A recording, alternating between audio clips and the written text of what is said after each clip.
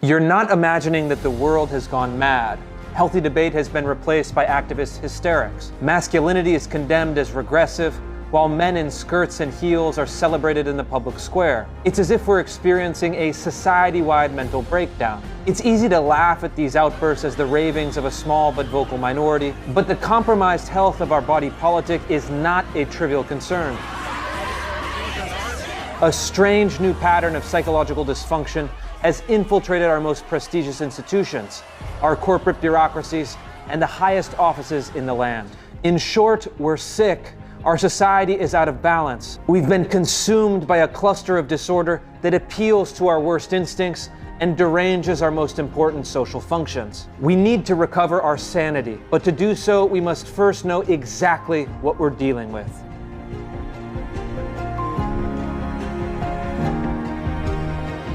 Every historical period develops unique psychological characteristics that shape public life.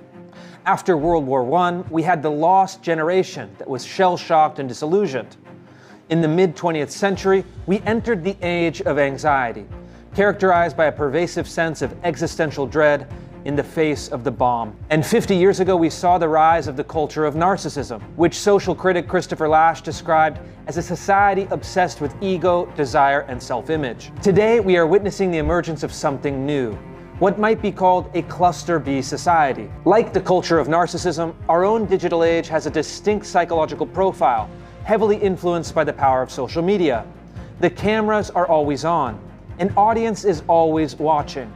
And narcissism has transformed into hysteria, moral theatrics, emotional volatility, self-indulgence, and outbursts of violence. Psychologists have captured the spirit of our modern culture in 4 specific psychopathologies that together comprise the cluster B personality disorders. Narcissistic personality disorder is characterized by a sense of entitlement, obsession with one's own self-importance, and deep feelings of resentment, often expressed through moral self-righteousness. Borderline personality disorder is characterized by an unstable sense of identity, black and white thinking, feelings of emptiness, and recurring self-harm and suicide attempts. Histrionic personality disorder is characterized by excessive emotionality, sexual provocation, and attention-seeking, often to serve a pathological need for sympathy. And antisocial personality disorder is characterized by impulsivity, manipulation, disregard for others, and a penchant for violence and aggression that violates social norms. But this cluster of social pathologies is no longer an individual matter. It has begun to shape the patterns and structures of our entire culture, which is quickly becoming a cluster B society that replaces disagreement with accusation, uses false compassion to manipulate citizens into compliance, honors victimhood instead of accomplishment, and enforces the whole scheme with the threat of violence. For most of our history, significant personality disorders were treated as problems and largely relegated to the fringes of society. But in our emerging cluster B society, the narcissist, the borderline, the hysteric, and the antisocial psychological types have been elevated into positions of power and celebrated by our institutions. The new status quo is an emerging leadership class that rules through emotional blackmail. Powerful institutions use the cover of various victim groups to impose their agenda on the rest of us. If we dissent, we're branded as hateful bigots. We're accused of lacking empathy. We're ritualistically banished.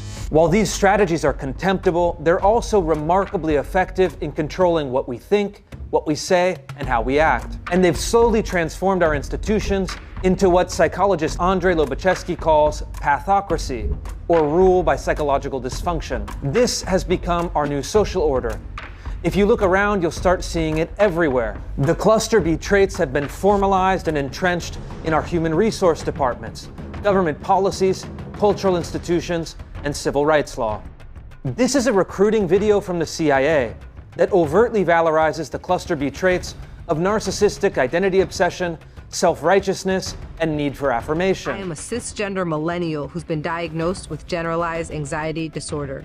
In a cluster B society, psychological disorders become markers of distinction rather than problems to be solved. Politics, too, has been infected. Belong here. We need trans people. We love trans people. Trans people belong here. This is a state senator engaged in deranged moral theatrics, with all of the attention-seeking, black and white thinking, and excessive emotionality associated with Cluster B. So I want to recognize that your line of questioning is transphobic, and it opens up trans people to violence by not recognizing them. And finally, we see Kiara Bridges, a law professor at UC Berkeley, who demonstrates the kind of antagonism, emotional manipulation, and accusatory tone that has become a staple of political discourse.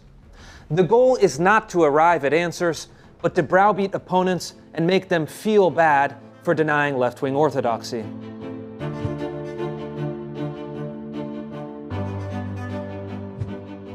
The modern university is the primary laboratory for the Cluster B pathologies.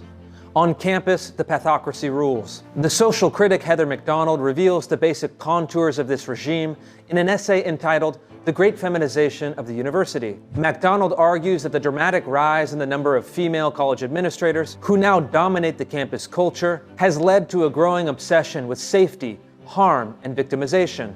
Rather than prioritize academic achievement and substantive debate, administrators have elevated nebulous therapeutic concepts such as trauma, white fragility, and systemic injustice. As McDonald notes, when students claim to be felled by ideas that they disagree with, the feminized bureaucracy does not tell them to grow up and get a grip, it validates their self-pity. As a result, American college students have found themselves in the midst of an unprecedented mental health crisis.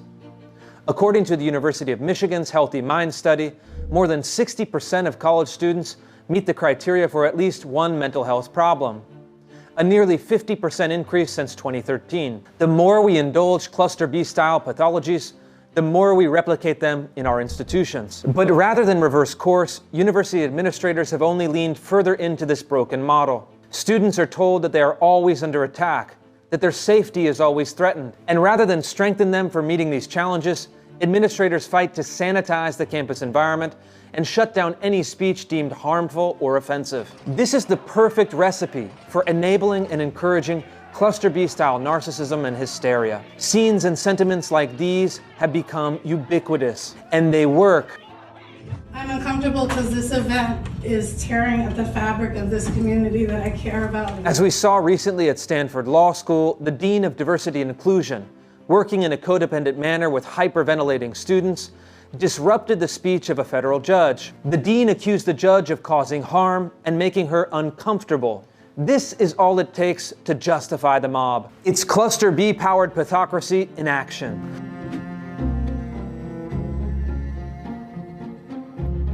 The Cluster B pathologies have a remarkable power of transmission, and like a pathogen leaking from a lab, they've broken containment and are spreading through the rest of society. The messaging of our major corporations is looking more and more like the celebration of disorder, whether it's attempting to normalize gender dysphoria or rewriting the standards of health and beauty. Social media has only accelerated these trends. Sites like TikTok have become a breeding ground for mental illness, especially in teenage girls, who mimic the Cluster B behaviors they see online and have seen skyrocketing rates of anxiety and depression in the real world too. The sudden explosion of transgenderism follows the same line of development. Transgender individuals are 30 times more likely to suffer from the Cluster B personality disorders compared to the general population. And more than 50% of mothers with gender dysphoric boys suffer from borderline personality disorder, a remarkable transmission of psychopathology.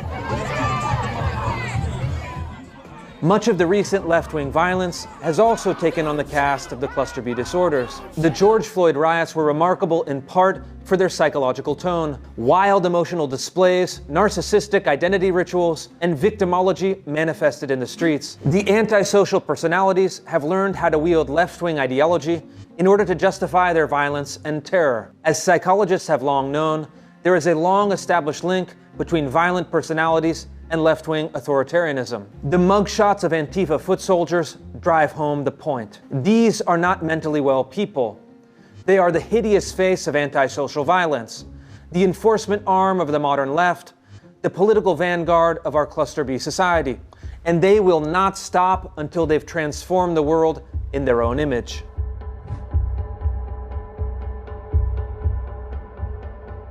Anonymous right-wing critics have taken to calling this strange new Cluster B regime the Longhouse, a matriarchal form of society that privileges the values of care, concern, and feminine social strategies.